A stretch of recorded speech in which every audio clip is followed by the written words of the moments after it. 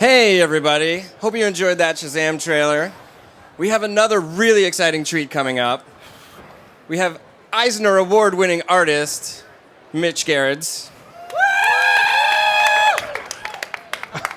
His work on Mr. Miracle has been phenomenal, and we are excited to recently announce he will also be joining the team for Heroes in Crisis with Tom King and Clay Mann. You're the loud one. So welcome, Mitch. Thank you. This is the DC booth. These are our fans. Welcome, fans. You're all my favorite people. Except for you. I just pointed to some random person.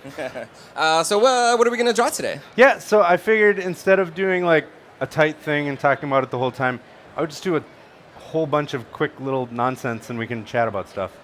Yeah. Cool. Yeah. Who's up first? Yeah, someone give me something. Batman. Perfect. All right. I like this kid. This guy's the #1 Batman fan down here. Oh, yeah. He's You been came here to one all of my week. signings like yesterday, right? Yeah. Cool. Batman Oh, it yeah. is. Now, Mitch, I know you traditionally draw digitally. I am, yeah. How is it getting back to sketching on paper? I mean, whenever I do shows, I always sketch traditionally because nobody wants a file. Hand out a thumb drive for yeah, everybody. exactly. Hey, that might be an idea. But no, it's always fun. The reason I went digital is not the reason I think most people like choose to go digital. I just got real sick of.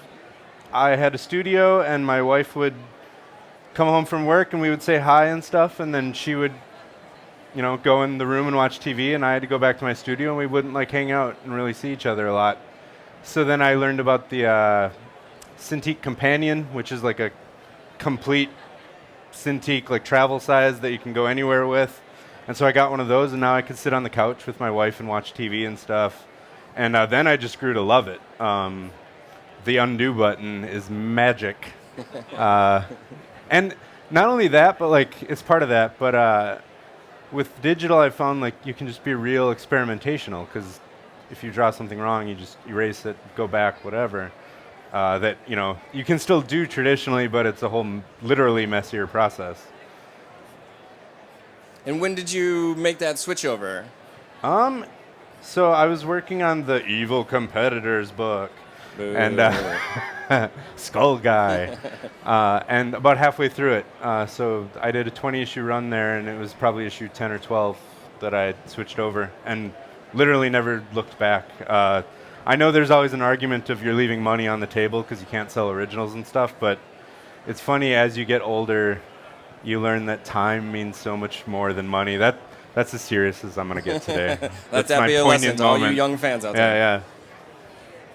We'll just do these like real quick. I like to just knock these out, That sounds great. and then more people get little weird treasures or things to throw out, whichever one. Fantastic. Yeah. There you go, my man. #1 Batman buddy. fan. Yeah. And I think we had a request for Shazam. Shazam, or did you Nice. say Shazam or Mr. Miracle? Mr. Oh, Miracle. Mr. Miracle. Sorry, Even I got better. Shazam on the brain up here, everybody. Even better.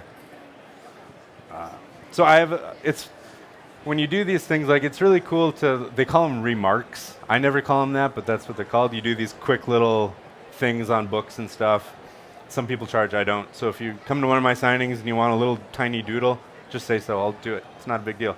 But you come up with these like shorthand things. So I have one for Mr. Miracle that you kind of develop beforehand.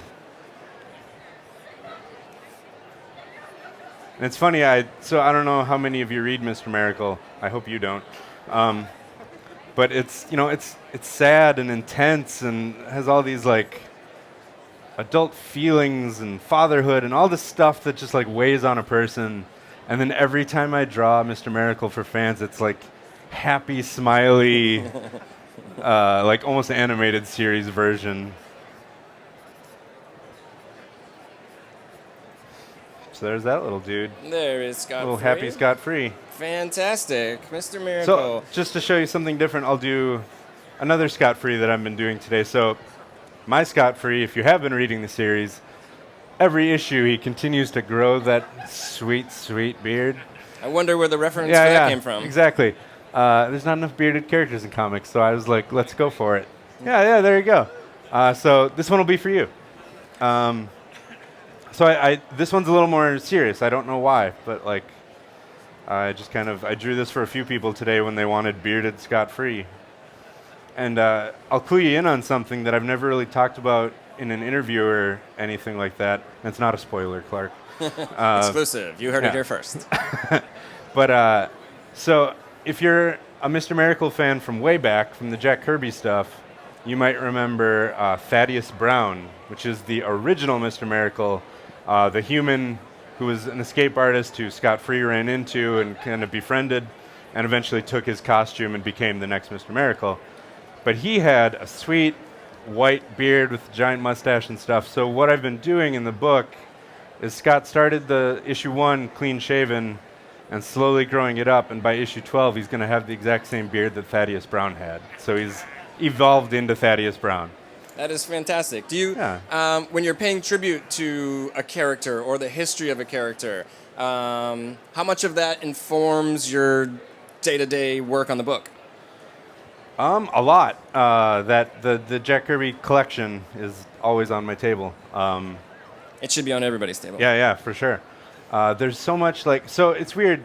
I would venture to guess that a large, 95, if not higher number of percent of people, oh my God, speak Mitch, have come across Mr. Miracle for the first time in our book. He's traditionally a pretty C-list character. Plenty of people love him, but C-list in that he was forgotten in the past a little bit. And so I'm forgetting where I'm going with this. So I completely lost where I was going with the thought. It's a good thought, so it'll come back to me. I'll bring it back. Yeah. All right. Now, in Mr. Miracle, you also get the opportunity to play with a lot of other fourth world characters, Apocalypse, citizens. Has there been any character where you've been just really excited to get to draw? All right, so I already remembered the thing I was talking about. Oh, that's before. fantastic. Yeah, so traditionally not a super well-known character. Most people know him from our book. But, hold on, I'm trying to figure out where I'm going to go with this. But I have a history with the character that I always hate when interviewers ask me, oh, what's your 2 dream books? Because it super sounds like marketing when I answer them. Because I have 2 dream books I've always wanted to do. It's Mr. Miracle and Heroes in Crisis. Yeah, it's part of it. It's Batman, which I got to do, and Mr. Miracle, which I got to do. And people are always like, that's marketing, because nobody knows Mr. Miracle. But Mr. Miracle is one of the first books that my brother gave me when I was a little kid, and I became obsessed with the character for a lot of reasons. A fan asked me that this morning, why I was drawn to it at a young age. I got real in-depth about it, and it actually kind of rang true, where Scott-Free is a god, but he doesn't care to be a god. He just wants to be a normal dude. He just wants his house in the suburbs with his wife and now his kid. And that's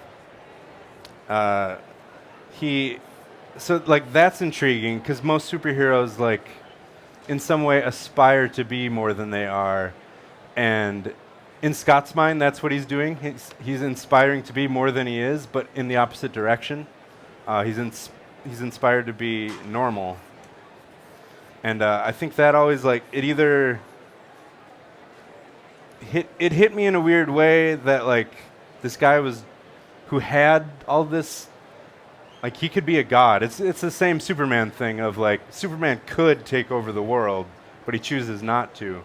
And it's, the exact opposite for Scott. And that always, I think, it got to me on a weird level where, it intrigued me that this guy wanted to be normal so bad. And that always got me. And then, of course, the Jack Kirby costumes and all the fantastic parts. And so that's kind of been a theme in our book, too, is the dichotomy of the normal versus the fourth world, which is insane, and how he kind of deals with both of those things. So there you got cool. There's bearded Thaddeus Scott-Free. There you go, man. Who else we got? Oh my God. Ooh. All right, Streaky and Swamp Thing. They're the next 2. Streaky will be interesting. So I heavily use reference when I draw. Like that's back in like the 90s. That was something you like never told anyone. Like because there was a weird thing where everyone thought reference was cheating. Go through history. Everybody uses reference. My absolute favorite illustrator is Norman Rockwell, who sometimes has a bad rap with people because most people know him as like the weird, wholesome American thing, and it's not interesting to them. Really, like, go find a book at a library or something and look into it because he is a genius storyteller. He can do one image that tells you a story like for the ages in just one image, and it's so inspiring. And so that's like what I've always been intrigued to do with my art is there should be a story in every panel. It's even if Scott Free is just standing there, nobody just stands there. I don't talk to someone just standing like this. You're always doing something. Your hands in your pockets, fidgeting, touching, doing. Now I'm very self-conscious about it. Yeah. It's like actors when they always ask, like, what should I be doing with my hands? It's the same thing because nobody just stands there. It's tricky. So reference. I use reference for everything, and like the number one thing you have to use reference for, because if you get any little part wrong, it looks weird, is animals.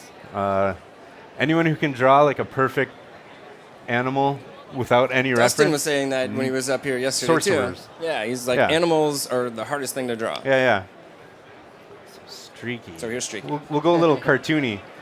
So it's kind of funny. I draw all these. When you work with Tom King, you draw a lot of sad stuff. Well, Tom King does do a good crypto. Yes. Oh, that's right. The cover of Mr. Miracle number 10 is in the little corner is this little dog that Jacob, Scott's son, drew. It's actually a Tom King drawing that I took from the internet and put on there. But so I come from a background not like that. I used to draw cereal boxes for General Mills, so Trix and Lucky Charms and Cookie Crisp and all these like fun, awesome things. And something you don't know about that job, the absolute best part of that job is a lot of the time you didn't spend drawing. The free cereal. A lot of the time you were coming up with those back panel mazes and games and stuff. That's not given to us. We would just sit there and like ideate that stuff all day long. It was a wild job. So every once in a while I get to flex my cartoony roots. So for your reference, do you take a lot of photos if you're out somewhere and see a good angle or something interesting or unique to sort of bank? All of the above. I shoot a lot of me doing nonsense with, just set up my iPhone in a corner with a timer and do stuff and then use that and slim myself down for these heroes. What's that? Yeah, no, I act out. So like one of the things I pride myself on is acting in my comics. And I could never act in a TV or movie or with anyone else in the room. But I feel like I can really get inside these characters' heads when I'm alone, so I take my reference and I really kind of deep dive psychologically, not to get all weird. But no, I'll use me most of the time because it's usually just me at home. But every once in a while, I'll use friends. I've used my wife a lot. For the most part, she's most female characters, most posing. I've used my cat. Jacob Free in Mr. Miracle is straight up my child with black hair, because it'd be weird if Scott and Barta, who both have wavy jet black hair, had a little blonde boy. But yeah, no, and also too, like even in Mr. Miracle, so the new one coming out, number 10 comes out August 1st. There's two scenes in it that take place somewhere else. One scene takes place in a grocery store where he's buying a cake for Jacob's birthday. And then there's another one where he's in a party store buying decorations for the birthday. It's so embarrassing because I literally went to a grocery store and I literally went to a party store and asked if I could go behind the counter and take photos and stuff, and they just look at you weird. Nobody understands your job. And so I went and did that, and like, boom, I saved myself like hours of figuring out nonsense and aisles and signage, and you just got to make sure you change stuff. Like you can't just trace a photo. You've got to embellish and change. And there's little things too. Like I learned a thing from Brian Hitch early, who uses a lot of photo reference. you can't just take a photo and trace it, because there's a weird optic thing where the head will be too big visually. Even though you're tracing it exactly, the head will appear too large, so you always have to shrink the head a little bit, and then it looks normal. Especially on these heroes who are jacked and, yeah. So let's do a little cape in here. I keep forgetting I'm drawing.